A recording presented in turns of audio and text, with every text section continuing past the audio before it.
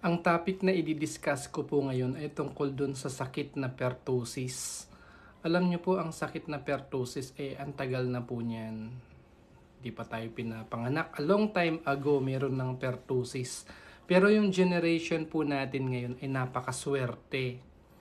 Kasi po di po ba dun sa mga bakuna na 6-in-1, tsaka mga 5-in-1, o sa health center yung mga penta, may kasama na po doon yung bakuna na pertussis. Yung letter P doon sa DTP, DPT. Yun po doon sa kasama sa penta nyo.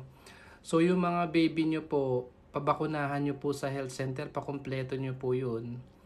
Para meron silang protection sa pertussis. Nakakatakot po yung pertussis. Marami pong namatay na mga bata noon sa pertussis, mga less than 5 years old. Napaka-contagious ng sakit na yun. So kung hindi kayo magpapabakuna po doon, laban doon, pero kayo magkaroon ng pertussis. Ang cause ng pertussis actually is Bordetella pertussis.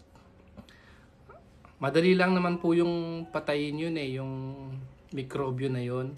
Azithromycin lang po yung gamot doon. At ang bata na may pertussis, minsan umaabot ng hanggang 2 hanggang 3 linggong inuubo. Yung sinasabi ko yung ubo na tapos nagsusuka na sa kakaubo. Actually, kahit naman yung mga ordinaryong ubo, kapag suka ng suka yung bata, napansin nyo nasusuka na sa kakaubo. Ang tawag dun post-tussive emesis. Yun po kasi yung nai-stimulate yung gag reflex.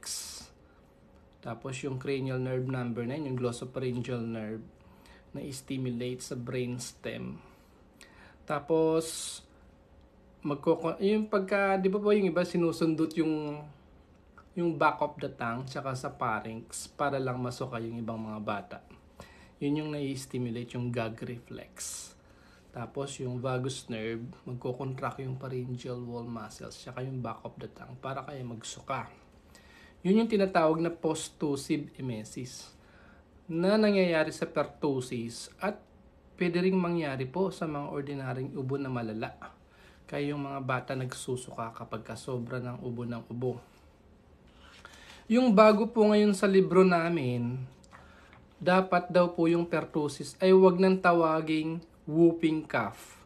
Kasi lahat naman daw ng pasyente, wala naman daw whooping cough o yung cough na nagwo-woof. Akala nyo, simpleng ubo na ubo pala.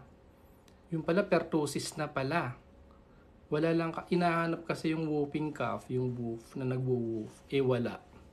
Kaya yon. So, hindi na pala ordinaryong woof, pertussis, hinahanap yung whooping cough. So, ang sabi ni Dr. Emily, tsaka ni Dr. Sarah, dun sa bago naming libro, wag nyo akong sisihin, Ang sabi po nila, wag na daw tawaging whooping cough, kasi lahat naman daw po ng pasyenteng may pertussis, wala namang whooping cough. Dapat daw ang tawag doon intense cough. Ayun. Yun po ang sabi sa bago naming libro. Hindi po ako nang invento nun. Si Dr. Sarah at saka si Dr. Emily nagsulat ng chapter about sa pertussis. Ayan. So ang swerte po ng generation ngayon, di ba, baby pa lang, binibigyan na ng bakuna yung DTP o DPT dun sa kasama sa 5-in-1 or 6-in-1. Tapos, meron pang advance. Mga scientists, advance mag-isip, no? Pinagbubuntis ka pa lang ng nanay mo doon sa loob ng tiyan niya, ay meron ka ng bakuna. Binibigay nun sa mami mo na may buntis pa lang yung mami mo, bibigyan ka ng Tdap. Kasama na doon sa tetanus, diphtheria, and pertussis. Yun yung binibigay kay pag buntis yung nanay mo, bibigyan ng Tdap para may protection ka na sa pertussis. Ganun ka-advance. Kaya wag niyo pong minamani-mani yung mga bakuna na yan, mayroon yan significance. So yun. Ang isa pa, kasi napakahaba po ng pertussis sa libro at hahaba tayo pagka diniscuss ko po lahat. So, kapag ka nag-infection sa pertussis, hindi yun lifelong immunity. So, pwede kang mahawa na uli ng pertussis. Minsan, ang carrier nga, adult.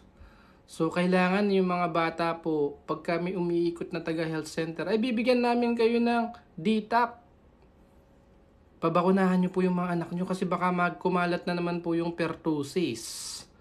Ano po, ha? Tapos, ano pa bang meron sa pertussis? Usually, yung mikrobyo nun, ang dinadamage yung mga ciliated epithelium, usually yung respiratory tract sa paghinga. Kaya importante po yung paghinga. Yan po yung aking assignment sa pertussis. Maybe balikan ko na lang some other time yun, ha? Thank you po for watching.